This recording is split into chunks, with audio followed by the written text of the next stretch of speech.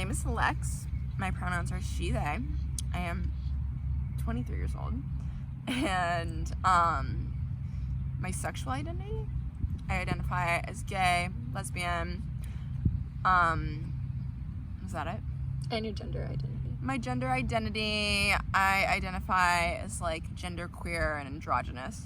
So how comfortable do you feel in your gender/sexual identity, and are they at different levels? It's weird because lately I've been experiencing some things that I thought would like never come back up. I feel very comfortable in both my gender identity and my sexual identity. I probably feel more comfortable in my sexual identity at this point just because I feel like in our society now it's like more normalized to be gay, but as like a queer woman who is androgynous and like a little bit more masculine presenting, I feel like there's still a lot of like stigma attached to that. And I've been very confident in that for like years now, ever since that I decided that this is like how I feel and like started presenting this way. But lately I feel like some of those little, how do I describe it, those little teeny things every day have been like kind of just penetrating my mind, you know? For instance, things that make you feel like if you're not super feminine, you like aren't attractive, you know? And it's like, I know that's not the truth, but lately, for some reason, those have been kind of like inching into my mind, like these like societal things, and I'm just like, what's that about? But I think that's just like the nature of being like a queer person that has a gender identity that's not like typical, and it's just like things that you have to work through, you know?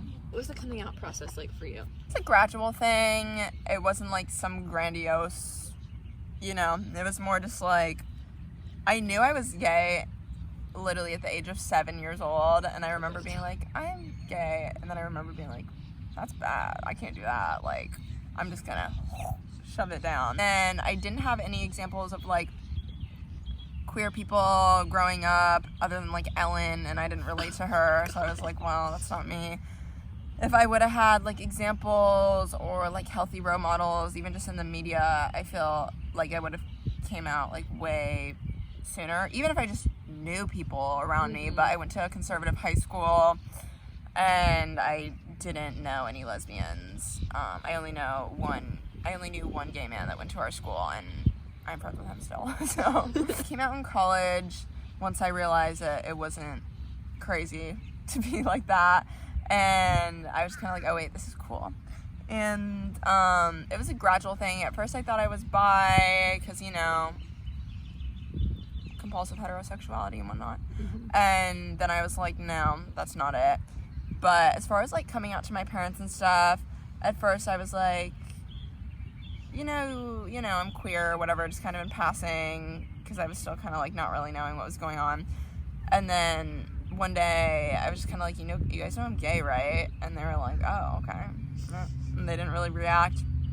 Later I found out that they were freaked out by it, but they didn't ever really verbalize that to me. So they were probably trying to like protect me on their feelings about it. I don't really know. Or they just didn't want to deal with it. I think that to most people around me, it was obvious. Even in high school, my friends would make fun of me and be like, oh, you're a lesbian. I would be like, no. So it was just kind of like obvious, but my parents didn't know for some reason. I feel like the support you had when you were coming out, or lack thereof, affects how comfortable you are expressing yourself today. I don't know. I'm like pretty comfortable. Like, I really don't have an issue. Like I said, recently I've had like this weird like thing where I feel like I've almost like there's certain things that bother me that haven't in a long time, but other than that, like those little things, like I am very, very comfortable. And I think coming out, I had honestly not that much support. I only had like a friend that was like, the reason I came out is because I had a friend that also was queer, and I was like, okay, well, you're queer, I'm queer, like that's fine, I guess. And then we started having like relations, so I was like, okay, well, I'm like kind of doing this, I'm like out now or whatever, needing to come out. But I don't know, yeah, I mean, like I said, I feel like if I had like role models when I was younger, I would have came out way sooner and like been comfortable in my identity way sooner, and like wouldn't have had to do it in like young adulthood. So yeah, I'm sure that affected it. How do your friends, family, community, and loved ones support you now? I have a lot of support now. All my friends, for the most part, are queer, and we just support each other, and we like know each other's experience, so that's really empowering and nice. And I feel at this point, I kind of just live in like a queer little bubble. One straight friend, so most of my friends can relate to my experience. Not that I don't want straight friends, it's just like kind of how it happens, you know, because like my social circles are like queer people, and that's who I relate to the most and usually get along with the most, and I feel like they accept me more. Obviously, I feel like there's still like kind of this barrier where maybe some straight people think that I'm like weird or like they don't understand me, which is fine, like I don't care. But now my parents are like pretty supportive.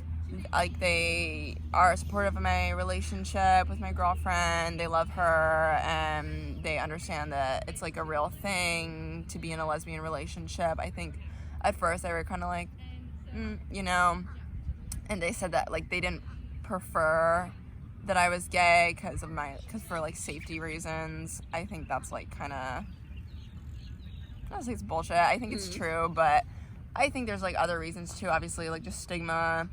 But no, now they're very supportive. All my friends are supportive. So yeah, I have a really good support system. Are there ways that you wish they would support you instead? My parents, when I first came out and was younger, I wish that they like talked to me about their feelings. Like I said, at first they were just kind of like, okay.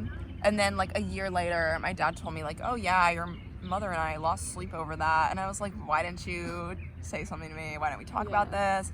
I was like, why, you know? And I think they were mostly just avoidant of the issue, which bothered me. I rather would have had like an open line of communication. And you know, I wish that they would have like kind of welcomed it more with open arms instead of being like, well, we don't prefer it for you for like safety reasons. It's like, that's not like a detriment to me. There's things that make my life more difficult than like my sexuality.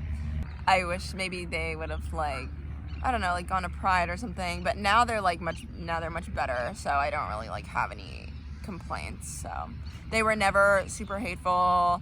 They were never trying to urge me to like not be with women. They did, especially my mom, try to urge me to like not dress so masculine, and like she wanted me to shave my legs. She like once tried to bribe me with money to like shave my legs forever, and I was like, I'm not doing that. And she like kept upping the bribe, and I was like, sorry, like money can't buy like how I feel about myself, how I want to be in this world, you know. And even still, sometimes she'll be like, you know, like I don't know, she'll just say something about me like shopping primarily in like the men's section, but she will like still like now she'll like buy me men's clothes and stuff sometimes. So they're just so much better in every way. The bribe was so high, I was like in disbelief. So how do you express your gender or sexual identity at home, with friends, in your community, or to strangers? I think it's always the same. With strangers, like maybe I like won't show my boobs as much or something, or I won't be as aggressive with it. Like if it's like a little old lady or something, just because it makes me feel uncomfortable, like I'm being judged, or you know, if I feel like I'm in a situation that it could be dangerous, then obviously I'll tone it down, but it's really not something I can hide, so why try? How do you look for gender or sexual identity in other people? It's, I don't know, when you have been out for a while, like in the gay community, like your gaydar is so attuned, like there's just nuances you see, like just somebody's demeanor, the things somebody says, and obviously like some of those things are based on stereotypes, but like I said, it's attuned and there's nuances that you just would see and recognize that like straight people probably don't, and just like wouldn't have the opportunity to really. So, you know, like, so yeah, like obviously when I was like pursuing, like trying to find, you know, just, you know, like in dating or whatever, I would like look for things and I'd be like, okay, that person's gay, and usually you'd be right. But as far as like just knowing if people are gay, honestly, like I said, most of the people I surround myself with and most of the social circles I'm in, most people are queer, and if they're not, it's like then they're the minority. So it's safe to just kind of assume that most of the people around me are queer, and the ones that aren't, I usually know. How has your gender/sexual identity expression grown and changed over time? My expression over time, I feel like I've just become more comfortable in like my balance of like masculinity and femininity and how I present. I just feel more comfortable in it, and I feel like the stigmas of like maybe if you are a masculine presenting woman, like you're unattractive or you're gross or you're predatory, like those things like aren't really like, they don't really affect me on the same level as they did like initially. I feel like my style has always been very creative, and I've always been very like, if we're talking about like clothing, I've always been very confident in my style, but I feel like it's just gotten better over time. Obviously, like that happens as people mature, and I feel like I found like a nice balance of like how like my androgyny and just, you know, like what haircut looks good on you or how you like to wear your makeup. Over time, I've definitely like, I wear more makeup now because it's fun, whereas when I first came out, I was like, you know, feminine people wear makeup, and I want to like seem like, I want to present as more masculine, so I like didn't do that as much. And I thought, even growing up, like honestly, I didn't wear a lot of makeup, but now that I've gotten older, I see it as more as like something fun instead of something that like women like have to do to be pretty, you know? So I wear more makeup now. Okay, so I think I told you about this article that we had to read. It was called Keeping Bisexuality Alive, and it was about a study done on a bunch of bisexual women in straight monogamous relationships and how they kept like their identity alive, like at home, like, with like decorating things and whatnot, or like, you know, the shows they would watch or the music they would listen to or the groups they would go to or whatever. Yeah. But in that article, they were talking about the concept of gender performance. Saying how displays of gender rely on traditional notions of what we understand as a culture to be masculine or feminine, so like hair, clothing, makeup, and that these displays are an optional performance focused on what we would like to convey about our gender to others. And so the quote is, display is focused on the meanings that the cues have for the actor rather than on the interpretations of those cues by the audience. So a hermit who puts on makeup every morning is still engaging in feminine gender display even if no one is there to witness it. I think that humans are social creatures, and no matter what anybody says, I think at the end of the day, humans do need validation from other people. So I think that there's an aspect of that, but I think that it's mostly an internal thing. I don't do this for others, I do it for myself, you know? Like, I'm not this way for others, it's just how I feel inside. Are there ways that you engage in your gender or sexual expression that are only for you, or do you feel like you're putting on a performance for others? I think obviously everybody, no matter if you're straight, if you're gay, there's things that you do that you know that people are hot, so you do them, but also I think it makes you feel confident, it makes you feel hot. If it didn't, you wouldn't be doing them. So it kind of goes hand in hand, whereas I feel like in like the typical gender binary and like in straight dating, I feel like there's a lot of things that people do just unconsciously because they know that's like what's expected of them, like women with like doing certain things or like making themselves smaller, or men like feeling like they have to be hyper masculine. I think those things aren't a choice because they're just kind of engraved in us. And for some women, like doing their nails and wearing a lot of makeup and wearing heels, that's how they feel sexy.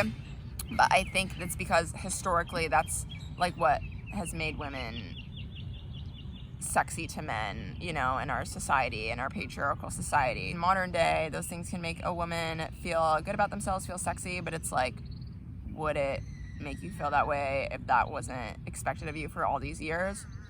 I don't know. I don't think so. And same with men. Just expectations for them that are not fair, or like being like not seeming emotional, you know, like it's just damaging. You know, while dating for queer people, there's things where it's like now in the queer community, it's like, okay, that's hot to be like that. But queer people are so diverse, especially like in gender presentation, and there's so many like different things that I think I have pretty much just done what I feel good about in myself. You know, when I first came out, I think maybe there was things where I was like, oh, girls like, you know, if you're more masculine or this or that, and I would like think about that, but primarily I've always just really done what I felt was good for me. there's a podcast called We Can Do Hard Things by Glennon Doyle that I think you would love if you listen to. And they had, do you know who Alok Menon is? Have I ever told you about them? So they are trans femme, gender nonconforming. They're a performance artist. They're a public speaker. They're like an LGBTQ rights activist. They're very cool. But so they were on this podcast episode, and they were also talking about the concept of gender performance. And so the host, Glennon, was saying, I can find this thing that's like a wild moving faith inside of my identity, like my real self, but I can't find any gender. I can't find it inside of me. I can only find gender on me. I have a close transgender friend who can find gender inside of them, and that's what they're expressing. This idea of how gender is just like a mandatory performance but not born in us, is that how you experience gender? Or do you experience gender as a real true thing inside of you that you're expressing on the outside? My question with that is, do you believe that gender is innate, or do you believe that it sticks to us from the outside?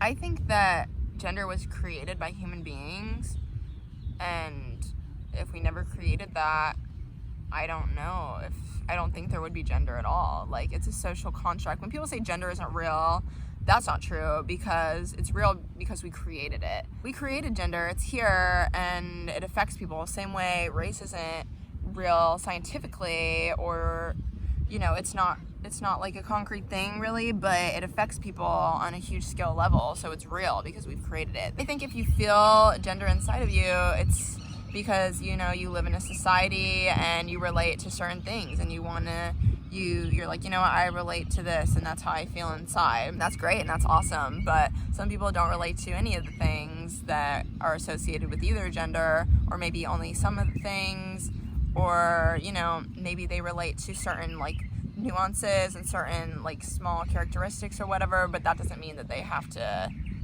be like that gender. I have one last question. Okay. And it's kind of silly. I just put it in there because I thought it was funny. Uh-huh. So that podcast episode is a 2-part episode because they just like are very chatty.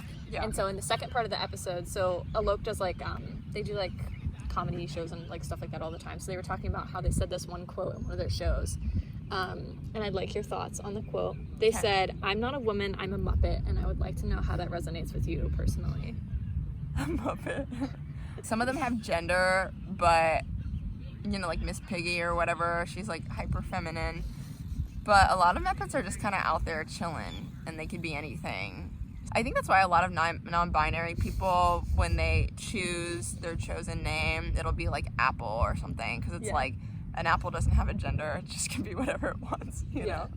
Woo! Yay. Thank you. Well, thank you. That was fun. Let's ask the audience. I mean, I think it's always the same. Like I said, I'm like very comfortable in it. Sometimes, as far as like trying to look for a partner, now I have a partner, so I don't like look for that anymore. Yeah, sorry, ladies.